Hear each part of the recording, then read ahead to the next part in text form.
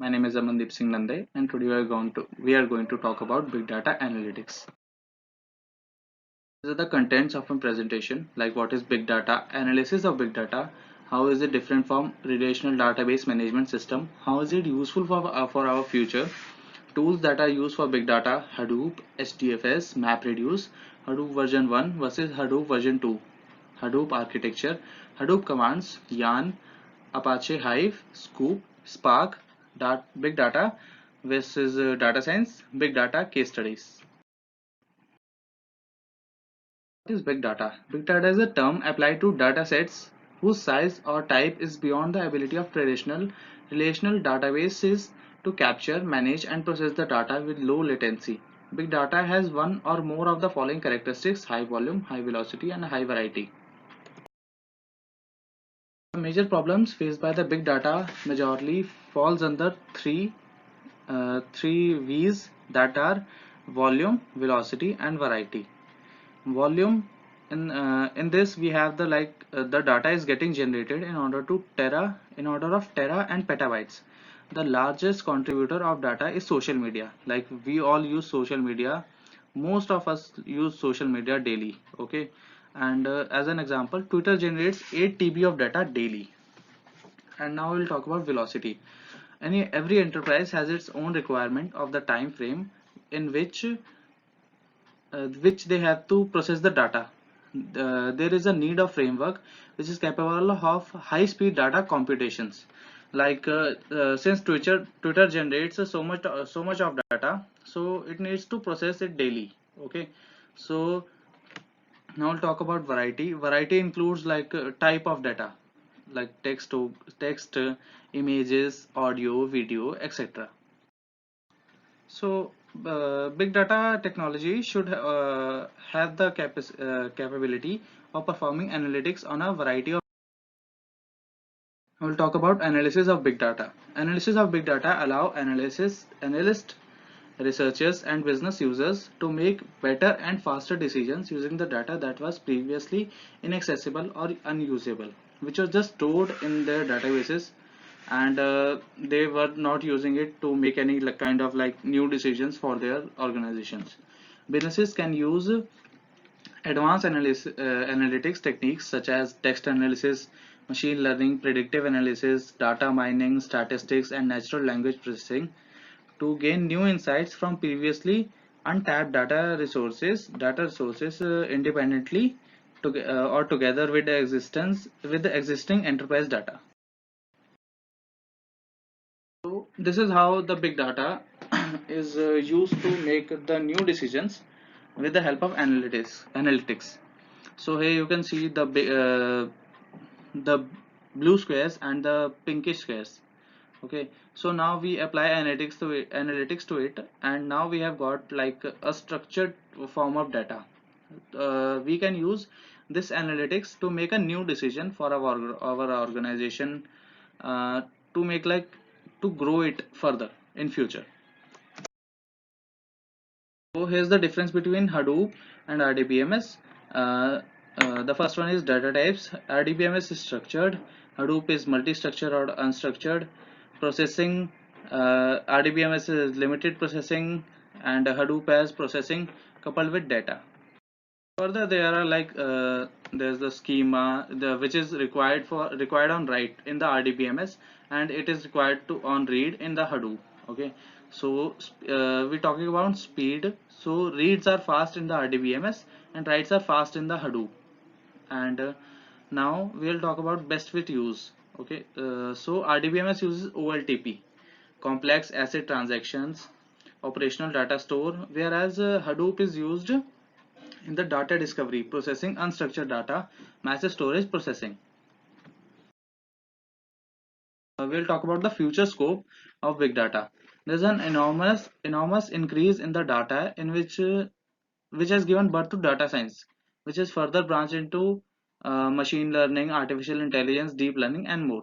Thus, we are sure that the demand of big data will increase in the future, as the amount of data we are producing every day has to be stored somewhere so that it can be used in the future. We can also say that the information is the oil of the 21st century and analytics is the combustion engine. Since companies around the globe realize the true potential of data, the demand for skilled data analytics professionals is soaring.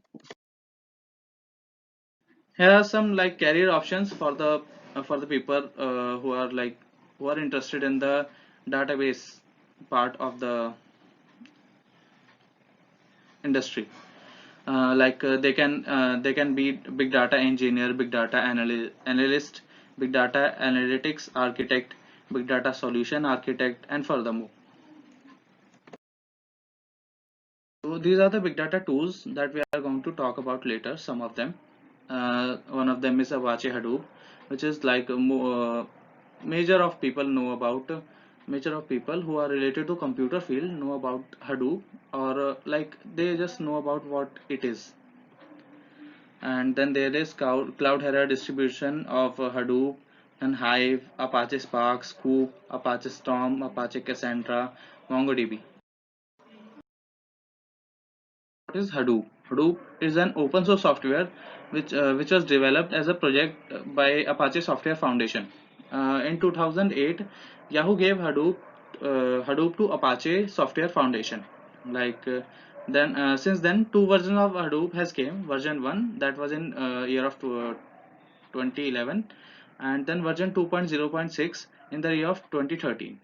So Hadoop comes in various flavors like Cloudera, IBM, Big Insight, MapR, and Hortonworks.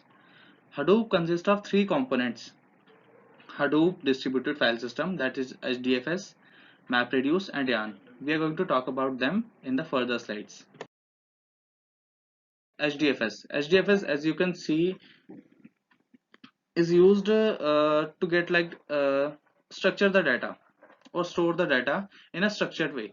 Like there's a name node and a data node. Data node stores the data in small parts, okay, and the name node gets only the block locations, like where the data is stored. So whenever the user gives the input, like read the yellow data, so HDFS client does what it gets the block locations to the name node, and name node gives the and name node gives the information to the HDFS client, and then it requests the data nodes to read the data from number 1 data node and number 3 data node.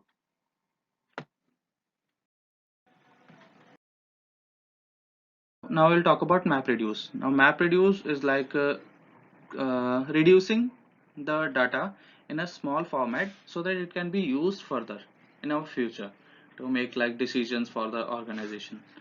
And there's the map phase and the reduce phase. As you can see, there's the input which is given, then it is split into three parts, then the mapping is done, like it counts the number of elements which are there in the block, and then they combine the similar kind of elements that are present in the blocks, and then they reduce it, like they store it in a very precise format so that it can be used further. There's the Hadoop version 1 versus Hadoop version 2. So we can see in the Hadoop version 1 we have the MapReduce for the data processing and resource management, and HDFS for the distributed file storage. But in Hadoop version 2 they have included the Yarn as well as other data processing frameworks other than MapReduce. So there's the difference between Hadoop version 1 and Hadoop version 2. Like they have, as I have already told, they have included the Yarn, as well as they have changed, like they have used job resource manager in place of job tracker, and node manager in place of task tracker. This is the Hadoop architecture. It is basically a kind of master slave architecture in which the master gives the order, like it generates a request, and the slave node gives the data to the master node. These are some of the Hadoop commands that we use, like Hadoop version, which shows the Hadoop version in the on the screen, and Hadoop mkdir, which makes the directory. Put command copies the file in the local file system to the file in the HDFS, and get is used to copy the file in HDFS identified by source file to the local file system identified by local dist. And the cat is used to display the contents on the file on the console, and MV is used for the moving the file from one specific source to another specific resource. So this is the yarn, yet another resource locator. Okay, so it includes the following components: resource manager. It knows where the location of the slaves it is. uh, it is aware about how much resources each slave have. Resource scheduler decides how the resources are get assigned to various tasks. Node manager, it manages the containers. Containers are nothing but a fraction of node manager's resource capacity. Node manager monitors resource utilization of each container. It sends the heartbeat to the resource manager. Hive is a data warehouse infrastructure tool to process the structured data in the Hadoop. Okay, it resides on the top of Hadoop to summarize big data and make querying and analyzing easy. Hive is not a relational database management system. It is not designed for OLTP. It is not a language for real time queries or row level updates. There's the features of Hive. It stores schema in the database and processes the data into HDFS. It is used for OLAP basically. It provides the SQL type of language for querying called HiveQL or HQL. It is fast, scalable, and extensible, as well as familiar. The Hive architecture, the front part includes the user interfaces, web UI, Hive command line, where you can write the queries of data extraction or anything like that. So there's the meta store and the map reduce phase, and there's the HDFS where the data is stored.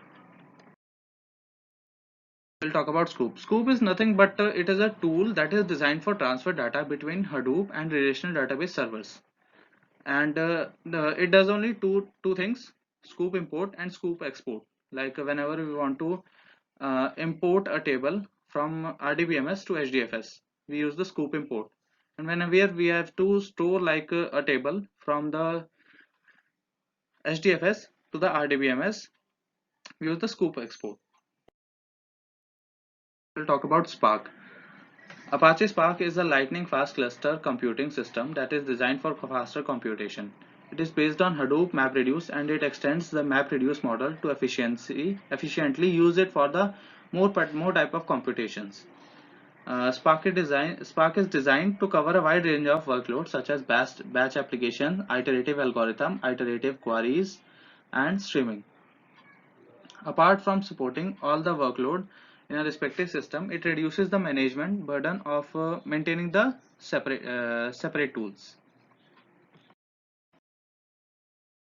That's the difference between big data and data science. Like most of the people think like it's mostly the same, but it is different from each other. There's the concept like big data only handles the large data. On the other hand, data science analyze the data. Responsibility, uh, the big data process huge volumes of data and generate insights. Data science does what data science does is understand the pattern within the data and make decisions. So with this we can easily say that big data is a small part of data science. Like it is a part of data science, not there's a they are not same. Big case studies. One is Netflix. Netflix shows us that knowing exactly what customers want is easy to understand if the companies just don't go with the assumptions and make decisions based on the big data, like how likely a person watches a horror movie. So they recommend most of the horror movies or mostly watched horror movies to the user. Walmart uses data mining to discover patterns that can be used to provide product recommendations to the user. Like they can uh, make an offer of the like two things that are bought together mainly. And there's the Uber. It uses the personal data of the user and to closely monitor which features of the service are mostly used, to analyze the user patterns and to determine where the services should be more focused. Uber focuses on the supply and demand of the services, due to which the prices of the services provided changes. Therefore, one of the Uber's biggest uses of data is surge pricing. Thank you so much for watching the video.